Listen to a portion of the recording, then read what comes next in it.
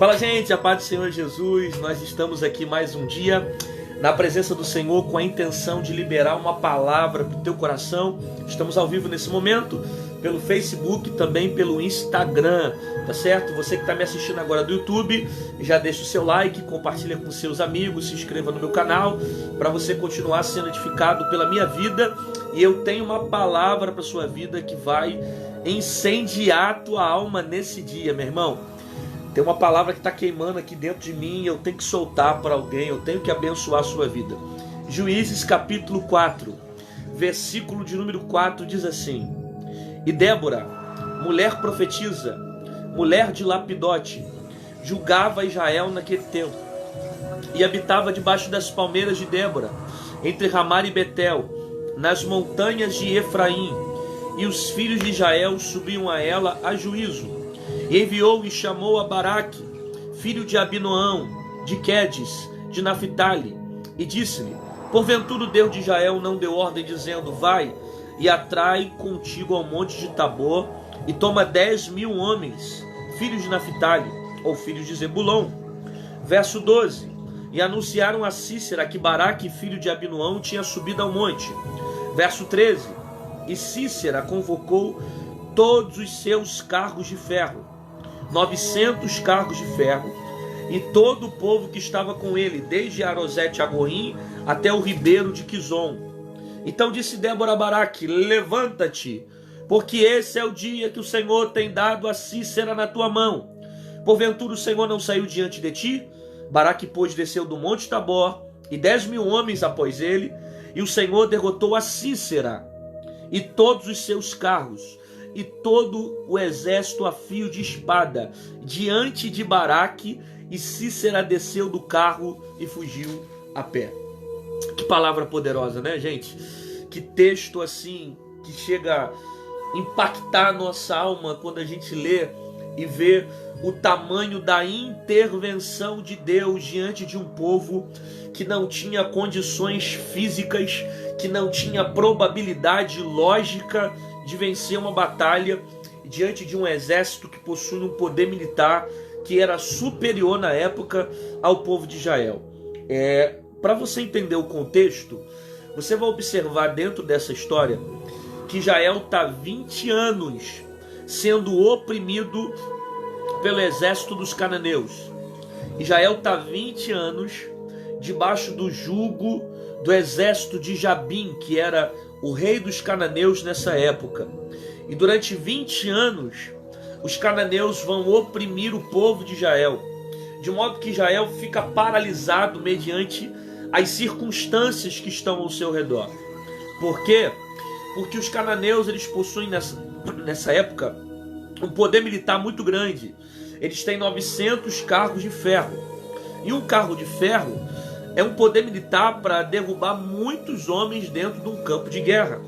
O historiador vai dizer que um carro de ferro poderia matar de 50 a 100 homens, sendo bem utilizado, bem locomovido dentro do campo de batalha. Por quê? Porque não é somente um carro onde tem cavalos que carregam ele dentro de um campo. É um carro preparado para a guerra. Então a história vai dizer que esses carros de ferro aqui, além de a maior parte deles ser construída com ferro, eles possuem materiais agudos, tem lança ao lado deles, tem espada ao lado deles, tem material pontudo ao lado deles. Então, na medida que o carro de ferro corre, os homens que estão no campo de batalha são dilacerados por esses carros. Então Israel tem medo não só por causa do povo, mas por causa do material bélico que esse povo possui, por causa do material militar que esse povo possui. Armas de guerra, carros de guerra. Você vai observar que Deus permite a opressão dos cananeus pelo fato de mais uma vez Israel viver uma vida de idolatria. E como o povo se desvia de Deus e quebra os seus princípios, Deus vai permitir o mal, para que Israel venha novamente se alinhar ao propósito. Esse período de idolatria, ele acontece desde a época do bezerro. Lembra quando Deus libertou Israel do Egito? Assim que Israel saiu do Egito, o povo vai caminhar durante um tempo no deserto, e quando Moisés sobe para o monte para ter as revelações de Deus, Israel tem a necessidade de construir um bezerro de ouro. Eles fazem um bezerro e começam a adorar bezerro. Daí você já começa a entender o princípio que esse povo tem de adorar outros deuses. Quando Deus havia feito uma promessa para Israel, Deus disse assim que a Moisés que levaria Israel para uma terra que manasse leite e mel, uma terra que seria um lugar onde eles teriam espaço, onde eles teriam vida, onde eles construiriam a sua família, um lugar que teria leite e teria também mel. Deus vai dar ordem para Josué entrar nessa terra, e o início dessa terra prometida começa em Jericó. Quando você vê Israel entrando em Jericó, você pensa, nossa, Israel já conquistou a promessa, a terra prometida, eles já conseguiram chegar porque Jericó foi destruída, os muros foram arrebentados e Israel chegou em Jericó. Mas aí que tá, Jericó é o início de uma grande conquista para a vida de Israel. Você sabe que o livro de Juízes ele é conhecido como o livro de muitas conquistas. Por isso que todo juiz, além de ser um bom administrador e julgar a causa do povo, eles eram também homens que nessa época aqui tinham poder militar, eram soldados, eram guerreiros. Por quê? Porque Israel está num período de conquistar terras. Assim que Israel chega em Jericó, eles têm um problema. Qual é o problema? Conquistar as cidades que estão ao seu redor. Que as cidades que estão ao redor de Jericó, cidades pela qual Deus havia prometido, existem vários povos que já estão habitando nelas. Cananeus, filisteus, entre muitos outros grupos. Israel precisa expulsar esses grupos para conquistar as terras que Deus havia prometido. O que vai acontecer? Após a morte de Josué, nessa conquista da terra prometida, Israel se entrega à idolatria. Aí Deus permite o mal mais uma vez. Aí o povo clama. Aí quando o povo clama, Deus levanta o primeiro juiz de Israel. Quem é o primeiro juiz? Otiniel. Aí durante o período de Otiniel, Israel fica novamente firme diante de Deus. Só que aí Otiniel morre. Quando Otiniel morre, Israel se entrega novamente à idolatria. Aí quando o povo passa novamente por uma opressão que Deus permite um inimigo se levantar, Israel clama novamente, Deus ouve o lamento de Israel. Aí Deus levanta um homem por nome de Eude, né, que vai ser o segundo juiz de Israel. Aí Eude se levanta. Você vai perceber aqui que constantemente é isso. O líder morre, Israel se entrega à idolatria, Deus permite a opressão. Após a opressão, Israel clama. Depois que o povo clama, Deus envia a resposta. E nessa resposta, Deus levantava um líder. Entre eles foi Otoniel, entre eles foi Eude. E agora, Deus vai levantar uma mulher por nome de Débora, juíza. Observe que Israel está 20 anos debaixo dessa opressão. Após a morte do juiz Eude, Israel se entrega à idolatria mais uma vez. Se corrompe, quebra princípios, se desvia do propósito. Aí Deus permite o mal de novo, para que Israel volte para o propósito. Deus permite o mal, aparecem os cananeus, que vão oprimir violentamente o povo de Israel durante 20 anos. Contudo, Israel resolve clamar a Deus e se arrepende daquilo que fez. Deus levanta Débora. Quem é Débora, pastor? Débora, aqui no texto do capítulo 4, do verso 4, ela é profetisa, ela é mulher de Lapidote e ela é juíza. Tendo em vista que nessa época aqui, a mulher não tinha um espaço como tem hoje. Então uma mulher que assume uma função como de Débora, é uma função aqui que geraria muita discriminação. E isso é interessante para as pessoas ouvirem, porque tem gente que desqualifica o ministério da mulher. Tem gente que diz que mulher não pode liderar nada, não pode assumir nada. Então me explica a Débora, que vai ser juíza, que vai julgar Israel. E a função de juiz aqui não era uma função só de administrar, de cuidar, de ser uma gestora, não. Era uma função também de poder militar. Era mulher, só que ela era forte. Ela tinha a direção de Deus para isso. Agora me chama a atenção quando o texto diz que ela era mulher de Lapidote, ela era juíza e era profetisa. Veja bem, ela tem uma vocação ministerial, ela é profeta. Ela tem uma vocação na sociedade, ela tem um chamado na sociedade, ela é juíza. Só que principalmente, ela é mulher também de Lapidote. Você percebe que o fato dela ter uma função do lado de fora da casa não ausenta dela a responsabilidade dela ser mulher de Lapidote? Ela não tem só um ministério, ela também é esposa. Ela é mulher de Lapidote. É isso que eu acho lindo no ministério da mulher. Sabe? Ela não somente ela tem uma função do lado de fora, ela também tem responsabilidade dentro da casa dela. Ela é esposa. Lá fora ela é juíza, lá fora ela é profetisa, mas dentro de casa é mulher de Lapidote. É lindo que a Bíblia faz questão de caracterizar essa mulher. Ela é juíza, ela tem uma grande autoridade do lado de fora, ela é uma profetisa, mas ela é mulher de Lapidote. Ela tem seus compromissos dentro de casa, ela é responsável dentro de casa, ela é esposa de Lapidote, ela pode ter muita autoridade do lado de fora, ela pode ser juíza do lado de fora, ela pode mandar muito do lado de fora, mas dentro de casa é esposa, mulher de Lapidote, sabe? Os ofícios que ela tem do lado de fora não ausentam dela a responsabilidade de permanecer sendo esposa. Porque tem gente que tem alguma coisa do lado de fora, cresce um pouquinho do lado de fora, faz uma faculdade, arruma um trabalho, consegue uma renda, melhora um pouco de vida e acha que tem autoridade, que pode manipular as coisas dentro de casa. Pera. Ela é juíza do lado de fora, mas dentro de casa ela é esposa. Mulher de Lapidote. Profetiza, juíza, mas é esposa. Quando a Bíblia fala que ela é mulher de Lapidote, traz para nós todos os valores que uma mulher assume dentro da sua casa. Ela é esposa. Ela tem uma função como cônjuge. Ela é a representatividade da mulher dentro da sua família. Então a responsabilidade que ela tem fora não ausenta a responsabilidade que ela tem dentro de casa. Beleza. Ela é esposa, profetisa e mulher de Lapidote. O texto vai dizer que ela habitava debaixo das palmeiras. Debaixo das palmeiras. Era ali o local que ela gostava de ficar e ali é onde ela profetizava para as pessoas. Geralmente toda pessoa que queria ouvir uma palavra ia até o lugar das palmeiras e ali ouvia uma direção, ouvia uma palavra de orientação.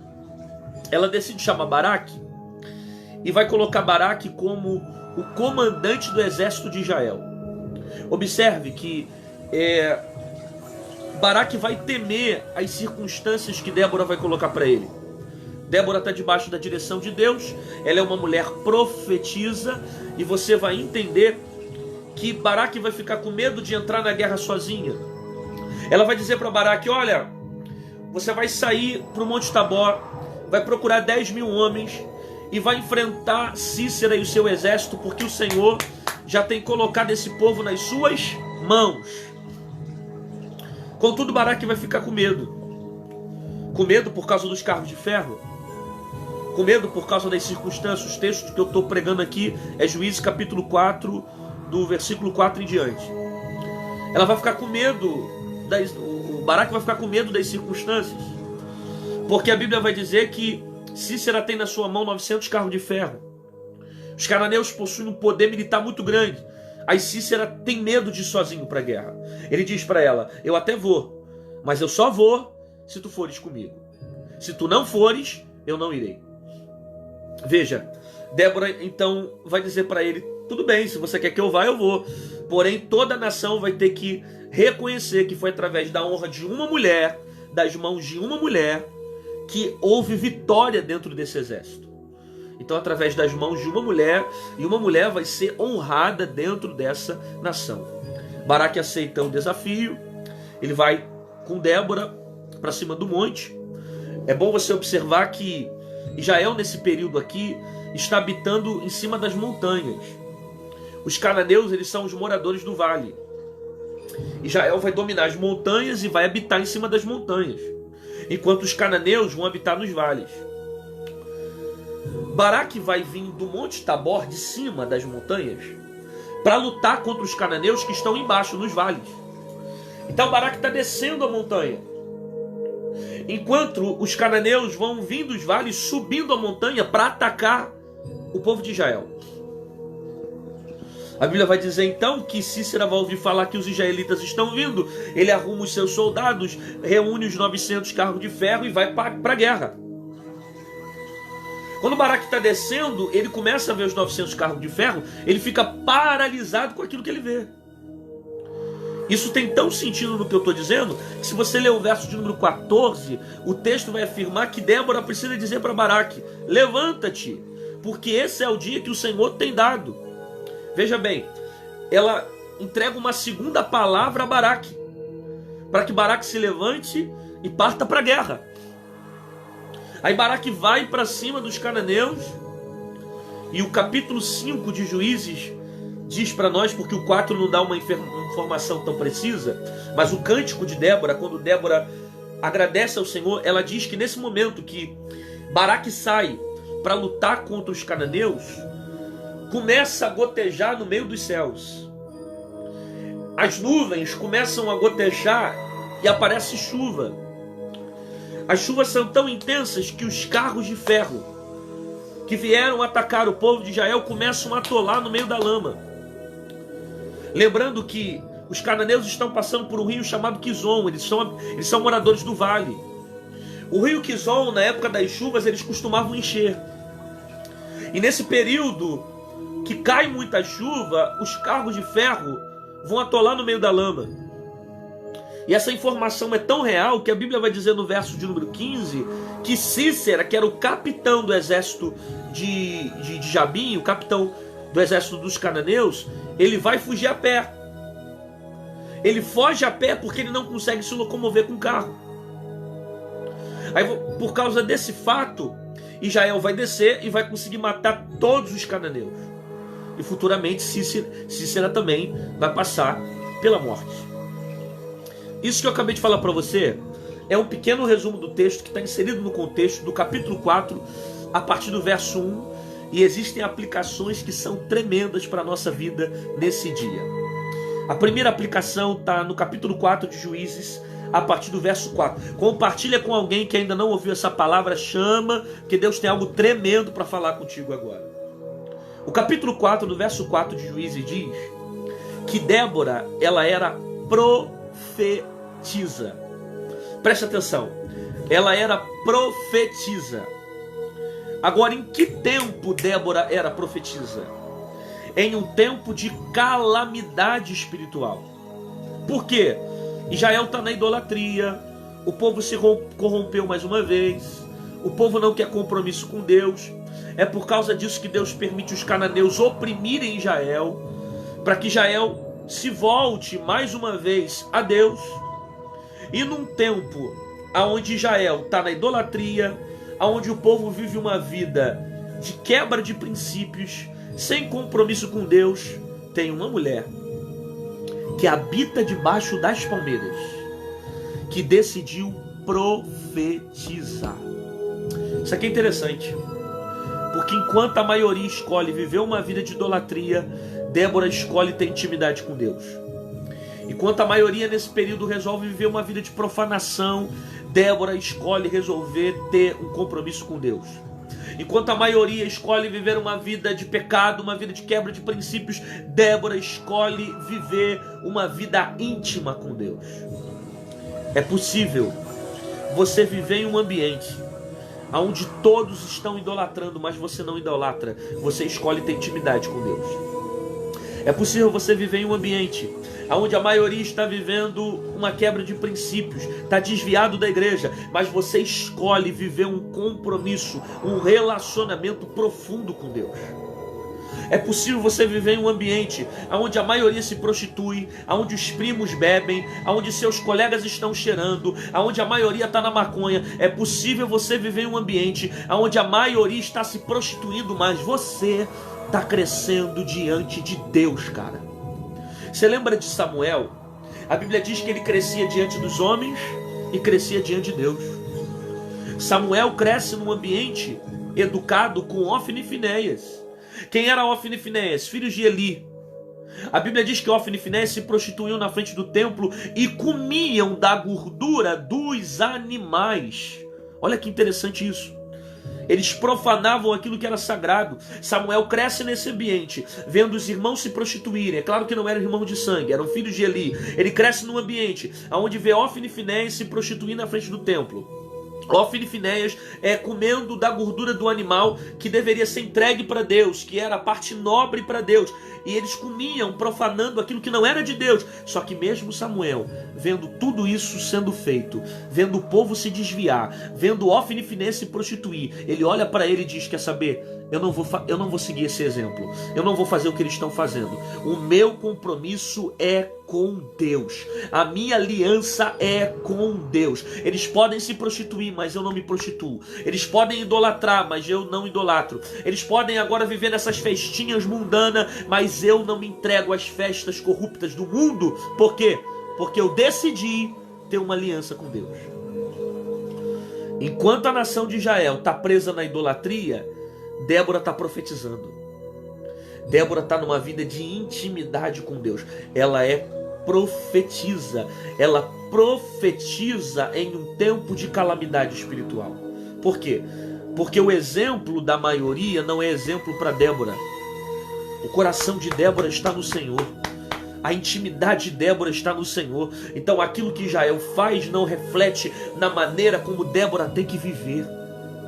A aliança de Débora está em Deus. Ela era profetisa. E a Bíblia diz que ela habitava debaixo das palmeiras. E tem um versículo que diz que ela habitava debaixo das palmeiras, mas dá a entender que de alguma forma, é claro, que eu não posso literalmente afirmar isso, mas olha o que o texto diz: e habitava debaixo das palmeiras de Débora, entre Ramá e Betel, na montanha de Efraim, e habitava debaixo das palmeiras de Débora.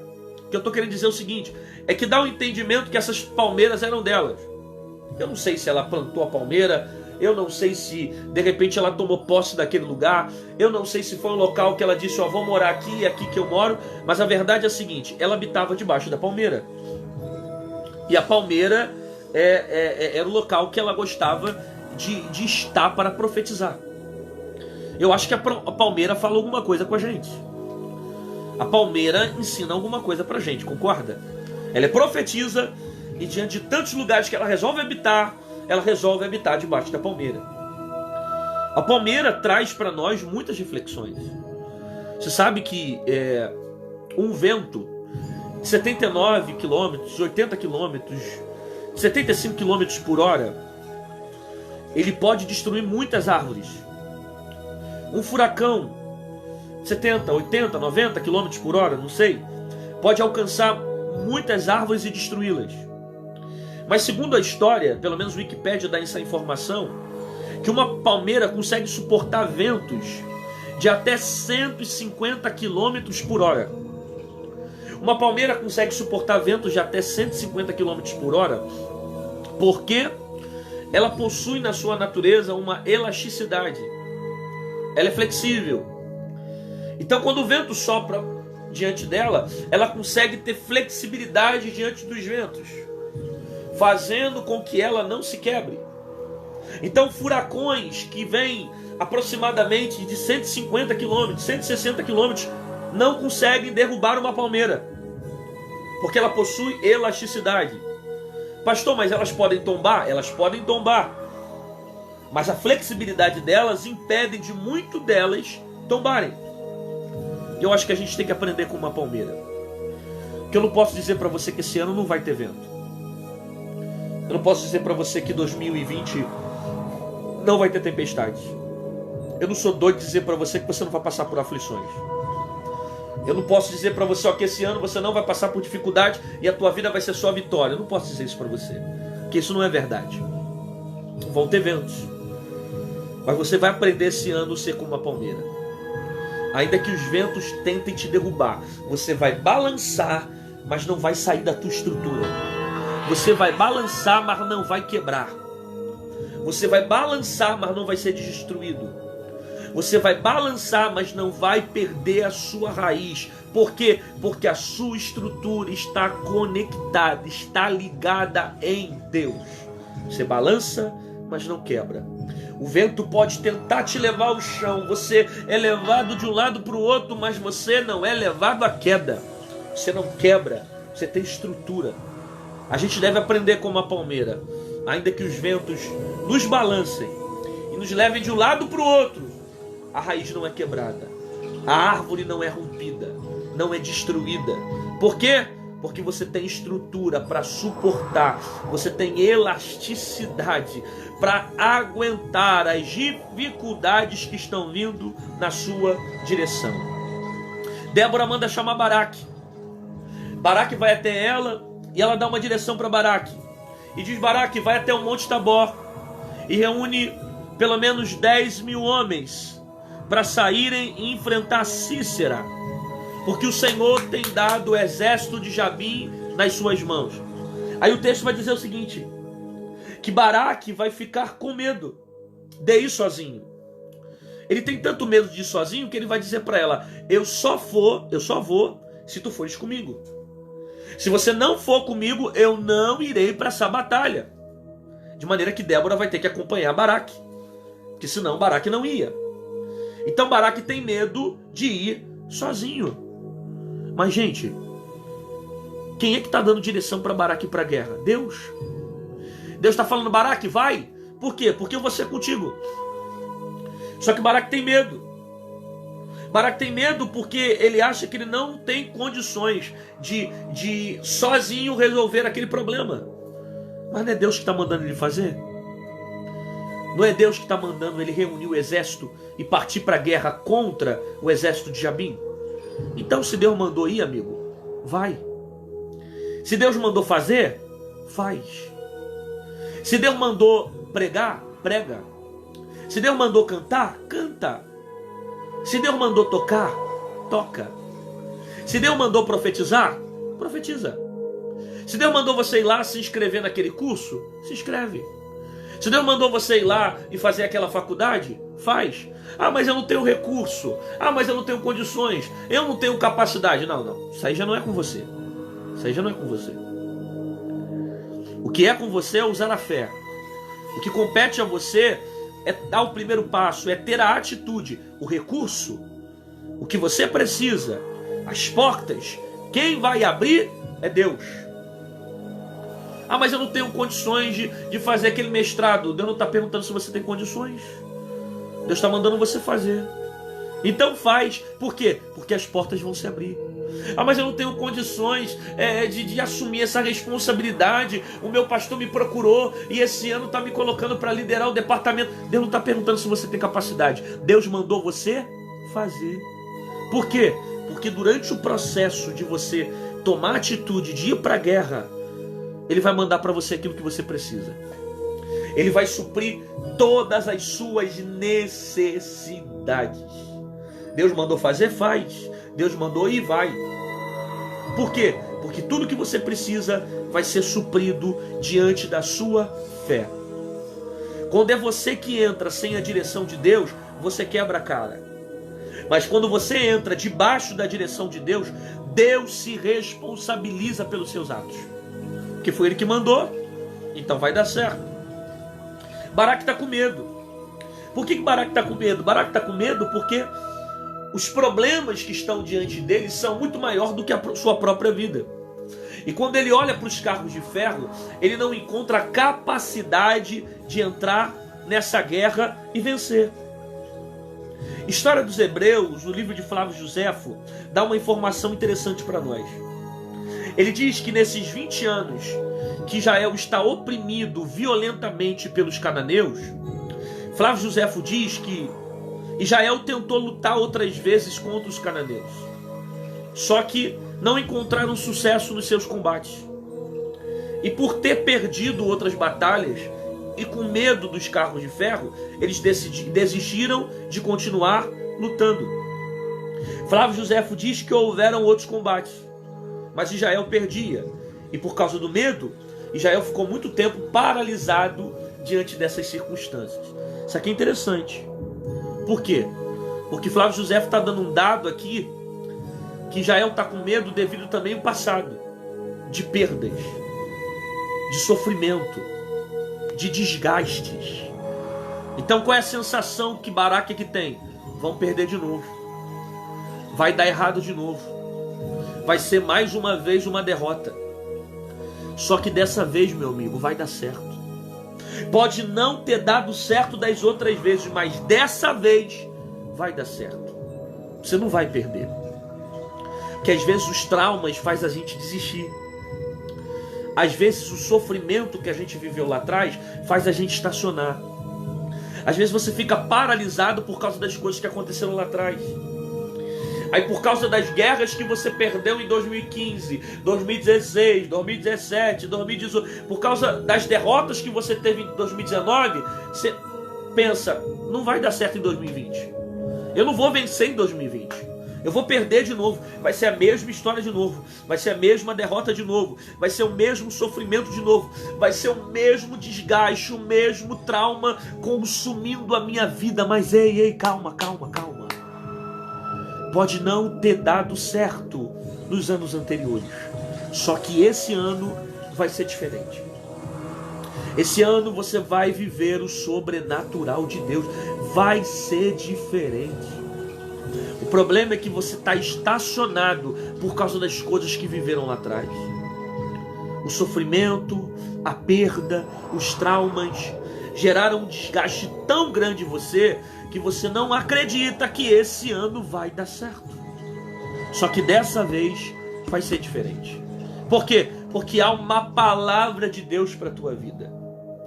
Essa palavra não se cumpriria em 2015, essa palavra não se cumpriria em 2016, não se cumpriria em 2017, 2018, 2019, mas 2020 a palavra é: toma posse da terra. Cícera está sobre as suas mãos.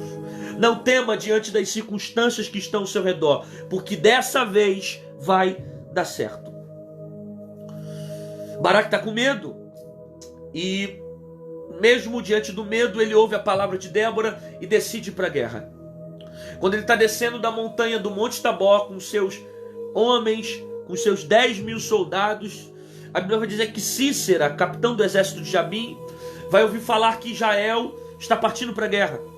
Então ele vai convocar os seus 900 carros de ferro. Quantos carros de ferro?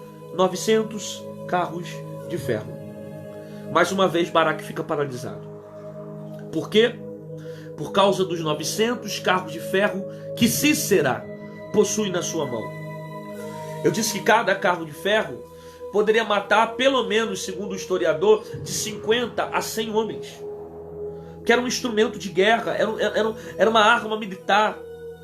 Havia lanças nesses carros, havia espadas nesse carro. Geralmente costumava ficar um arqueiro do lado direito do carro, lançando flechas. Então, é um carro muito violento que dilacerava pessoas no meio da guerra. Baraque está com medo porque Baraque está olhando para os carros de ferro. E quando Baraque olha para os carros de ferro, ele fica com medo. Quando Baraque olha para os carros de ferro, ele fica paralisado. Ele está descendo a montanha para lutar contra os cananeus, mas quando ele vê os carros de ferro, ele fica paralisado novamente. Meu Deus, eu não vou vencer. Ele fica paralisado, acreditando que as coisas não vão dar certo por causa do poder militar que o seu adversário tem. Presta atenção aqui, presta atenção. Por que Baraque está paralisado? Por que Baraque está com medo aqui? Por que Baraque aqui não está conseguindo continuar a partir para a guerra? Por que Baraque aqui está cansado? Está com medo? Por que ele não consegue partir? Porque os olhos de Baraque estão aonde?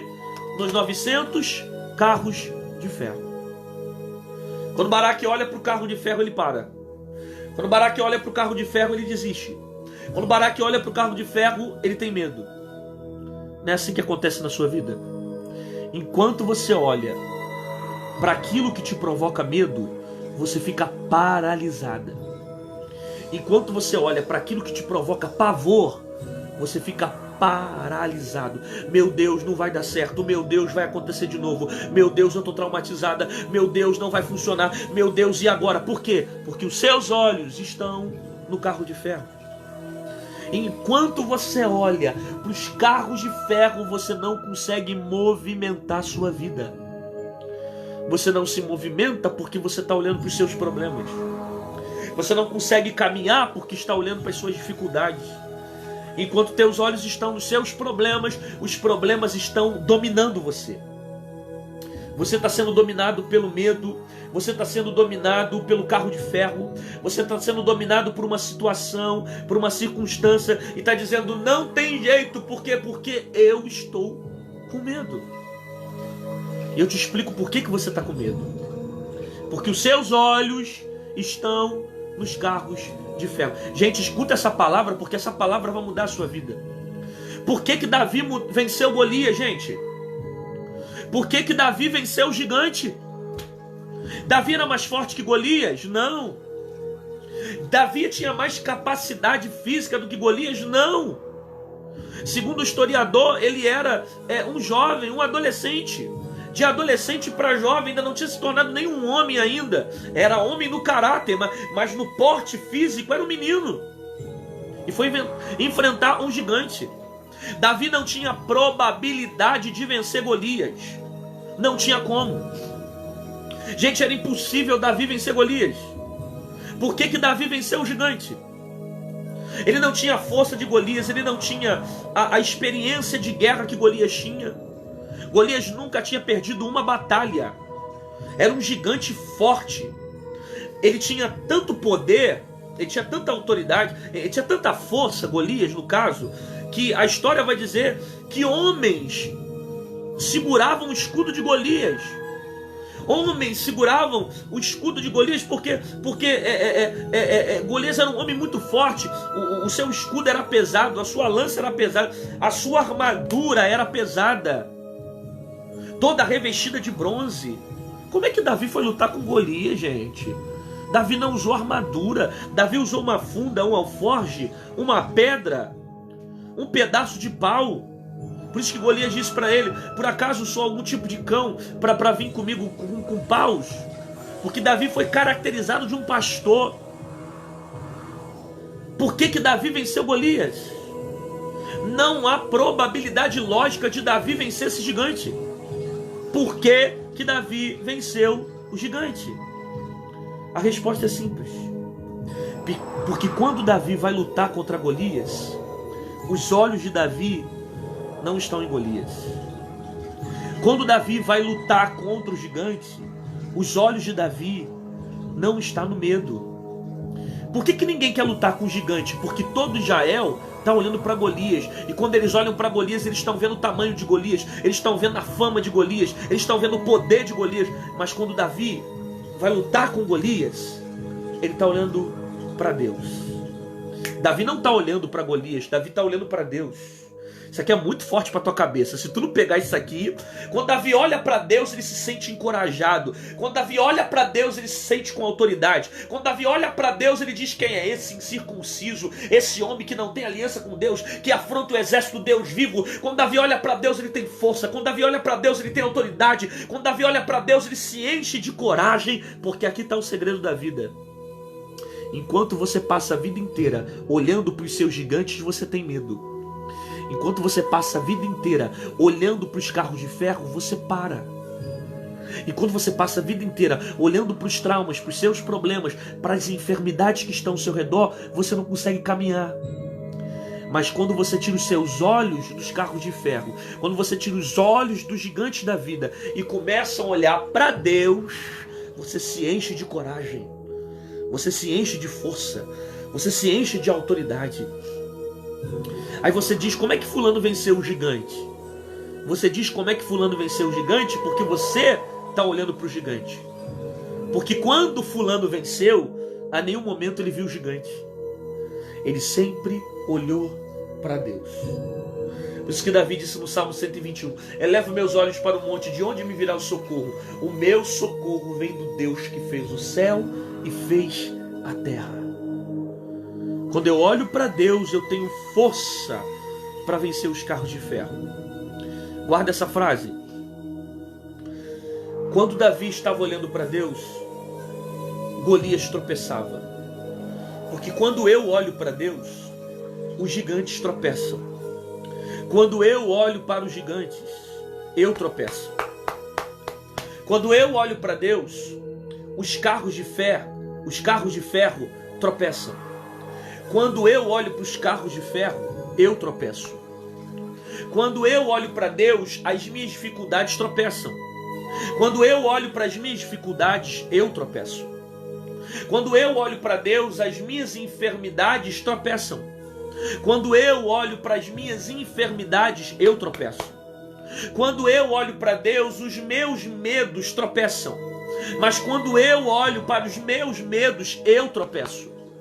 Quando eu olho para Deus, eu venço os desafios tropeçam. Mas quando eu olho para os desafios e para os problemas que vêm na minha direção, eu tropeço.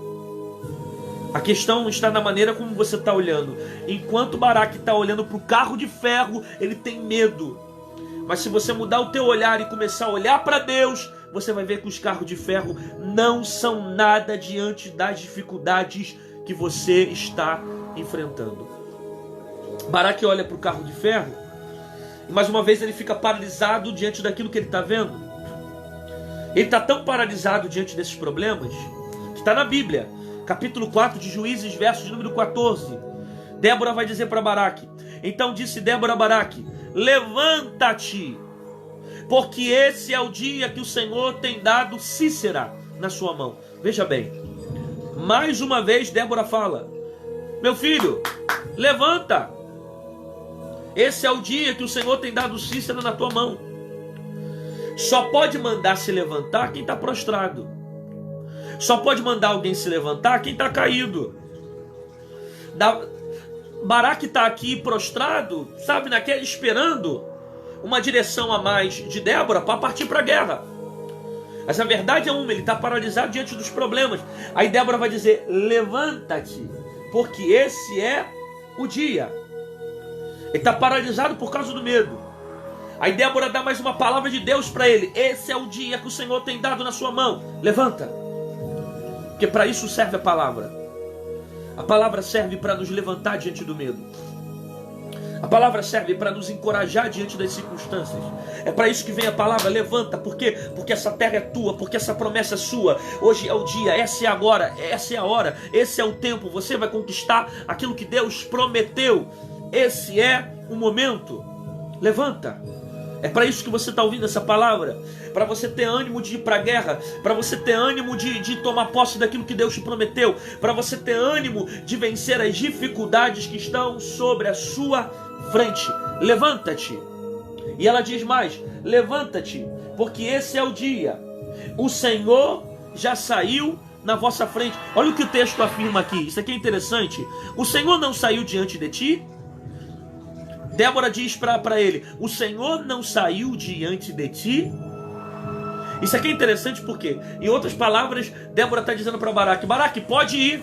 Por quê? Porque Deus já saiu na frente. Não, vou repetir isso aqui. Em outras palavras, Débora estava dizendo para Baraque: Baraque, pode ir. Por quê? Porque o Senhor já saiu na frente. Você até está saindo para ir para a guerra, só que Deus está saindo na frente.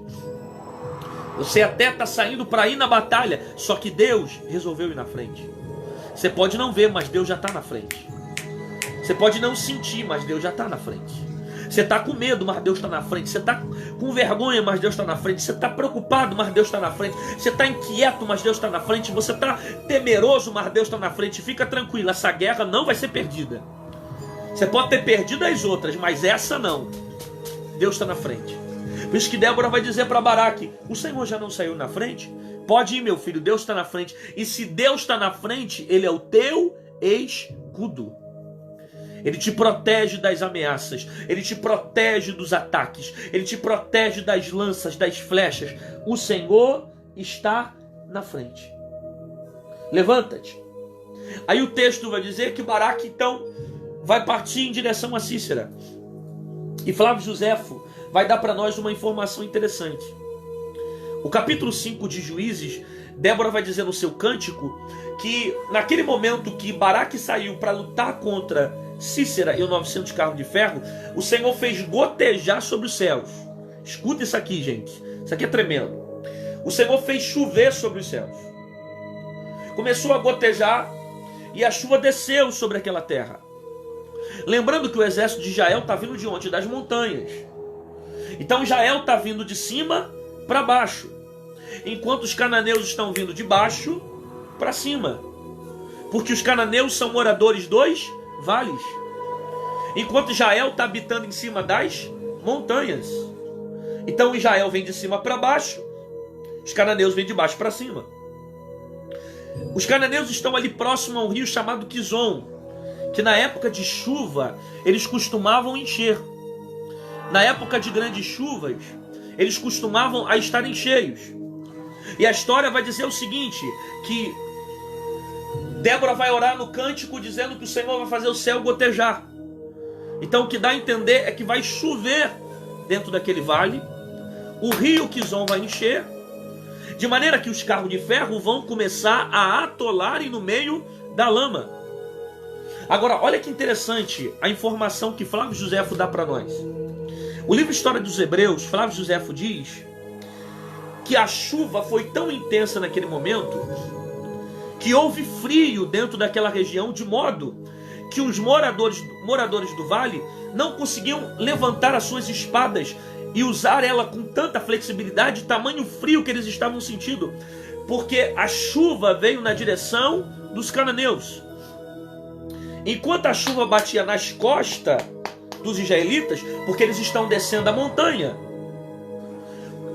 os cananeus estavam enfrentando ventos contrários. E Flávio Josefo vai dizer que a chuva foi tão grande que o tipo de chuva que aconteceu foi chuva de granizo. Isso não sou eu que digo, é Flávio Josefo no livro História dos Hebreus. Então, os inimigos aqui de Israel vão enfrentar um vento contrário, uma chuva contrária, enquanto a chuva para Israel está vindo ao seu favor. O vento vem a favor de Israel, a chuva vem a favor de Israel, enquanto para os cananeus a chuva está vindo de maneira contrária. Os ventos são contrários para os cananeus, mas são a favor de Israel. As chuvas vêm de maneira contrária para os cananeus, mas vêm a favor para Israel. Aí Deus falou algo tremendo comigo nessa palavra, que o vento que vai fazer algumas pessoas pararem no meio do caminho desse ano, para alguns vão ser ventos que vão fazê-los parar. Muita gente vai parar esse ano por causa de alguns ventos. Só que os ventos que vão fazer certas pessoas pararem vão fazer você prosperar. Enquanto alguns vão parar diante dos ventos, os ventos vão servir para o seu favorecimento. Eu vou repetir isso aqui. Enquanto para alguns esse ano vai ter crise, enquanto para alguns esse ano vai ter dificuldade, enquanto para alguns esse ano vai ter luta, enquanto para alguns esse ano vai ter adversidades, para você vai servir de crescimento. Os ventos vão estar favoráveis, vão estar servindo ao teu favor. Você vai crescer diante das dificuldades. O que vai parar uns vai fazer você crescer. Eu não sei se você recebe essa palavra, irmão, mas o que vai fazer alguns parar vai fazer você prosperar. O que vai fazer alguns desistirem vai fazer você crescer. O que vai fazer alguns recuarem vai fazer você tomar posse da terra da promessa. Eu estou dizendo que os ventos que vieram para te paralisar, na verdade, vão paralisar alguns, mas vão te fazer crescer. Porque os ventos paralisaram os cananeus, impediram os cananeus de vencerem a guerra, mas favoreceram o povo de Israel. Porque aquilo que vai fazer parar algumas pessoas que estão ao seu redor vão servir para favorecer a sua vida. No meio da crise você vai crescer, no meio dos ventos você vai crescer, no meio das guerras você vai crescer, no meio do deserto você vai crescer. Se tem chuva você cresce, se tem luta você cresce, se tem problema você cresce, se tem dificuldade você cresce. Porque você vai crescer diante de um caminho de ventos e tempestades. O que vai ser crise para uns vai ser prosperidade para aquele que está debaixo da direção de Deus. O que vai ser vento para uns vai ser um patamar de exaltação para aqueles que estão debaixo da direção de Deus. Aí o texto vai dizer, do capítulo 5 de Juízes, que os céus começam a gotejar e os carros de ferro não conseguem mais se locomover. significa que os carros de ferro atolaram no meio da lama. E eu tenho essa palavra para a tua vida. Todos os carros de ferro que estão tentando te atacar, ou que já estão tentando se levantar para te atacar esse ano, vão atolar. Os problemas vão atolar, as adversidades vão atolar, as dificuldades vão atolar, as crises vão atolar, as guerras que tentarem se levantar contra a sua vida vão atolar. Por quê? Porque você vai permanecer de pé no meio das dificuldades. Todas as circunstâncias que tentarem impedir você de viver a promessa de Deus esse ano vai atolar no meio do caminho. Você vai conseguir lutar diante das adversidades. Os carros de ferro, todos eles vão atolar no meio da lama, porque grande é o Deus que vai fazer chover sobre essa circunstância. Ninguém está esperando nada acontecer. Ninguém sabe do que vai acontecer. E de repente, Deus manda uma chuva, aparece uma surpresa de Deus e acontece um milagre no meio da história. Os carros de ferro são atolados no meio da lama. O texto vai dizer que o Senhor, ele vai derrotar, olha que interessante isso, o Senhor, ele vai derrotar Sísera, ele vai derrubar Sísera. Está lá no texto, capítulo 4, versículo de número 15 de Juízes diz: e o Senhor derrotou a Sísera e todos os seus carros. Peraí.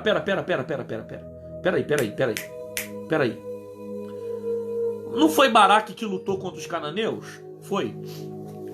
Não foi Israel que lutou contra os cananeus? Foi. Não foram 10.000 homens que estão descendo a montanha para lutar contra os cananeus no vale? Sim. Então por que o texto está dizendo no versículo 15 que o Senhor derrotou a Sísera? Porque aqui está o segredo. Aqui está o segredo. Nunca foi Davi que derrubou o gigante. Davi só jogou a pedra. Nunca foi Sansão que com a sua força descomunal venceu filisteus. Sansão só usou a força. Nunca foi Jefté que um poder muito grande de luta derrubou vários inimigos. Ele só lutou. Não foi Débora que venceu essa guerra, não foi Baraque que venceu essa guerra. Nunca foi Davi que derrubou Golias, ele lançou a pedra, mas não foi ele que derrubou. Não foram, por exemplo, como não foi Abraão ou não foi Moisés que conseguiu libertar Israel das mãos de Faraó. Não foi Moisés que fez o fogo cair do céu. Não foi Moisés que tirou Israel do Egito. Não. Nunca foram esses homens. Não se trata deles. Não foi Baraque que venceu a guerra. Baraque só lutou. Não foi Davi que derrubou Golias. Ele só lançou a pedra. Não foi Sansão que matou os filisteus. Ele só usou a força. Não foi Eude que com um poder muito grande de lutar com a sua mão esquerda venceu muitos inimigos e matou o rei de Moabe, o rei Eglon. Não. Não foi Eude. Qual é o segredo? O segredo está no capítulo 4. O verso 15. E o Senhor derrotou a Sísera. Quem está lutando é Baraque. Mas quem está vencendo a guerra é Deus. Quem jogou a pedra foi Davi. Mas quem derrubou o gigante foi Deus. Quem lutava era Sansão com a sua força. Mas quem dava força para ele vencer todos os filisteus era Deus. Quem era bom com a mão esquerda era Eude. Mas quem dava força para ele lutar e vencer os inimigos era Deus. Não foi Moisés que livrou